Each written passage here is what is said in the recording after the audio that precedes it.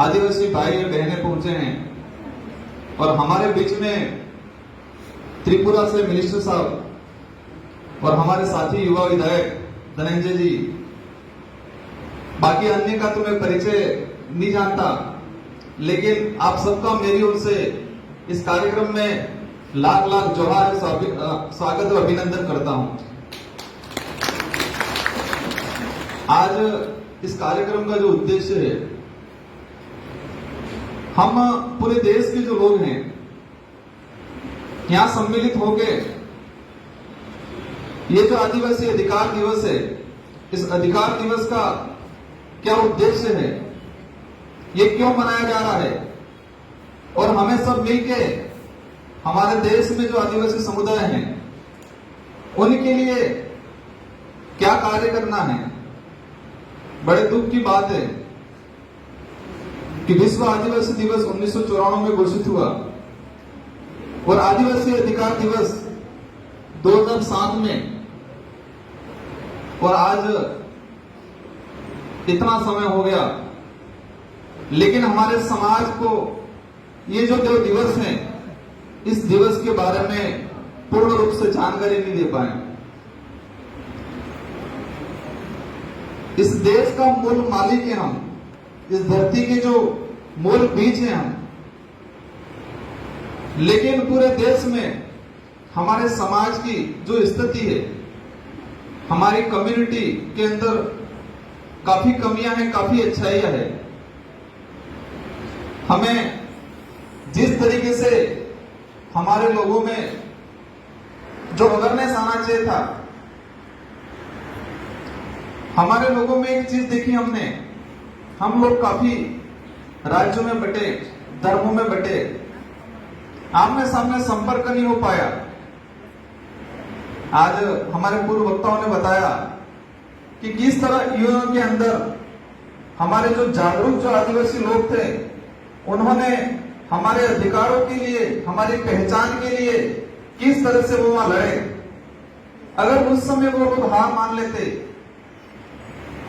उन्होंने जो पूरा बताया कि शुरुआत में अंदर भी कुछ नहीं दिया गया, फिर बाहर वो कांच का लगाया, बाहर ही बैठ पाओगे, आप सुन पाओगे, आप बोल नहीं पाओगे, फिर आगे संघर्ष किया और उनको मौका मिला अंदर जाने का और अपनी बात रखने का, और बात रखने के बाद भी किस तरह से उनका आगे जो संघर्ष रहा, और इस संघर्ष के बाद हमें आज 2 दिवस मिले।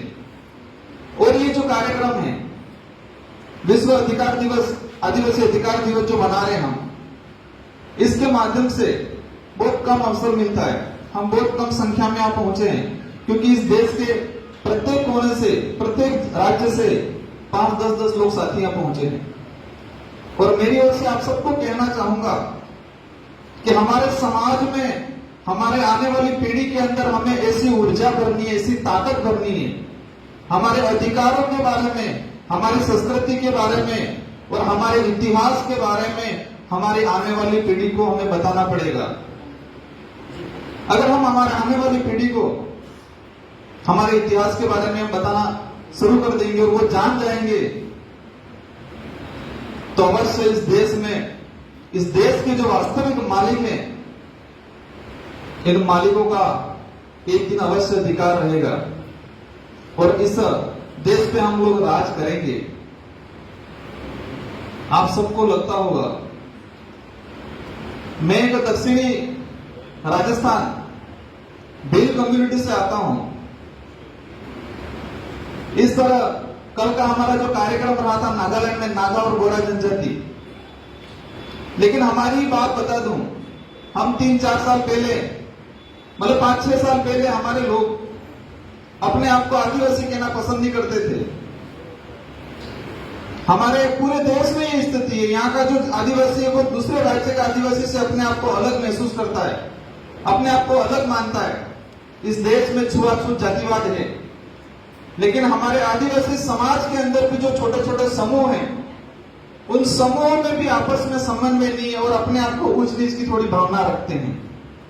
ये चीज हमें खत्म करनी पड़ेगी और हमारे देश में जो आदिवासी समुदाय हैं, सभी आदिवासी समुदाय को एक मंच पे आना पड़ेगा और एक मंच पे आने के बाद हमें ऐसी एक रणनीति बनानी पड़ेगी सबसे पहला उद्देश्य हमारा ये होना चाहिए कि आदिवासी समाज का प्रत्येक व्यक्ति जो है, जो व्यक्ति है, सबके अंदर आदिवासी भावना होनी चाहिए और वो गर्व महसूस करना चाहिए कि मैं इस देश का मालिक हूं, इस देश का मूल बीज हूं। सबसे पहला काम हमें ये करवाना चाहिए कि हमारा मुख्य काम प्रत्येक व्यक्ति के माइंड में हो जाना चाहिए, मैं आदिवासी हूं, इस देश का मूल मालिक हूं, मूल बीज हूं। ये काम करने में हम सफल हो गए तो अवश्य पूरे देश के आदिवासियों के अंदर एकजुटता आ जाएगी। आज हम काफी लोग धर्मों में बटे हुए हैं। वो इसलिए बटे हैं कि हमें हमारी जो सच्चाई है, हमारी जो ताकत है, हमारी जो पहचान है, जो वास्तविकता है, उस वास्तविकता को नहीं समझ पाए। हर क्षेत्र में अलग अलग धर्म में आदिवासी, कई ईसाई धर्म में, कई हिंदू धर्म में, कई अन्य धर्म में, सभी धर्मों में बटे हुए हैं। आज हम एक पॉलिटिकल लीडर हैं, आपके बीच में हम 3 जने लोग पॉलिटिकल लीडर हैं और मैं आदिवासी समुदाय का राजस्थान विधानसभा में प्रतिनिधित्व करता हूं और ये हमारे त्रिपुरा में आदिवासी समुदाय का प्रतिनिधित्व करते हैं। हम जो चुने गए हैं वो आरक्षण व्यवस्था से चुने गए हैं। जो आरक्षण जो मिला है, हम बिरसा मुंडा का इतिहास पढ़ते हैं, टाटा मामा का इतिहास पढ़ते हैं। उन लोगों ने अपने जल जंगल जमीन के लिए लड़ाई की थी और जो आरक्षण व्यवस्था जो मिली है, इस आरक्षण के लिए हमारे पूर्वजों ने काफी बलिदान दिया है और इसी के फलस्वरूप आज हम आज एमएलए बने हैं।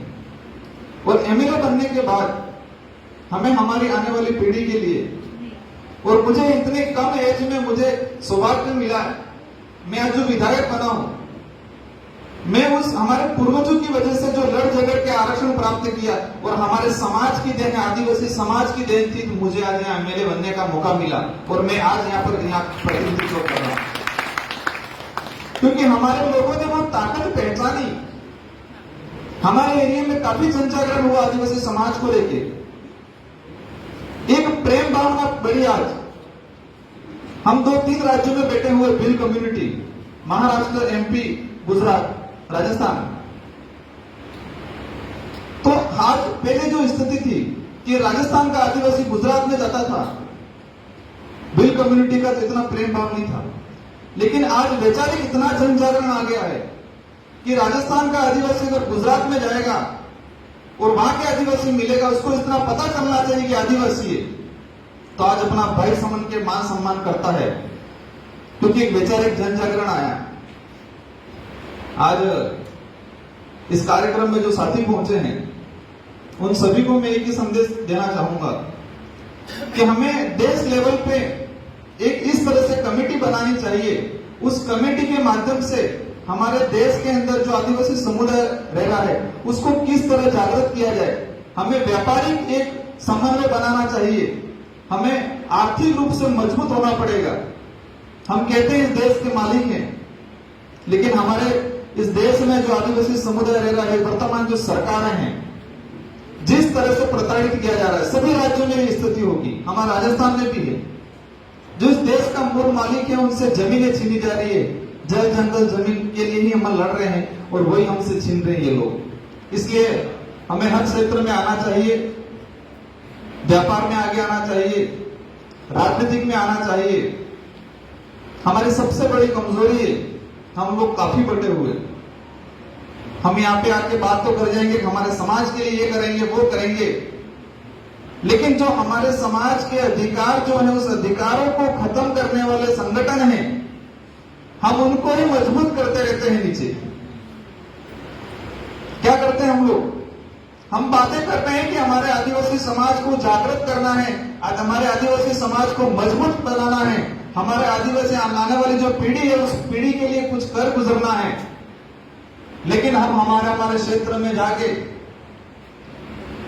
जो लोग आदिवासी के खिलाफ जो चल रहे हैं, आदिवासी के खिलाफ पॉलिसी बना रहे हैं, उन्हीं लोगों को हम जाके मजबूत करते हैं। तो क्या इस तरह आदिवासी समाज का भला हो पाएगा? हमें हमारा खुद का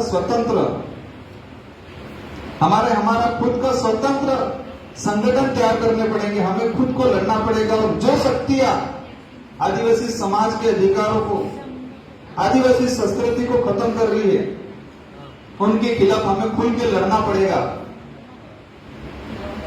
हम कितना पीछे ये मानना पड़ेगा। सबसे पहले हमारे अंदर जो कमजोरी है उस कमजोरी को हमें एक्सेप्ट करना पड़ेगा कि हमारे अंदर ये कमजोरियां हैं। हम लोग हमारे समाज के लोगों में काफी जन जागरण नहीं ले पाए, उनको जागृत नहीं कर पाए हम लोग। आज इस कार्यक्रम में आप सबने आमंत्रित किया और शायद कल का भी कार्यक्रम है। हमारे बीच में पहुंचे हुए मिनिस्टर साहब, उनको मैं धन्यवाद देना चाहूंगा कि इतनी बड़ी पोस्ट पे बैठे हुए हैं, लेकिन सामाजिक भावना है उनके अंदर, और वो सामाजिक भावना होने की वजह से वो हमारे बीच में आए हैं। हमारे इसके अलावा कई अधिकारी लोग होंगे, सबका परिचय नहीं हो पाया है। 700, 800, 800 किलोमीटर, 2-2 हजार किलोमीटर दूर से आए हैं, क्योंकि एक वो सामाजिक भावना है, अपने आदिवासी समाज के लिए कुछ कर गुजरने की भावना है। आप सबका मेरी ओर से बहुत बहुत धन्यवाद। आप सबको जय जवाहर, जय आदिवासी। बहुत बहुत धन्यवाद। साथी युवा विधायक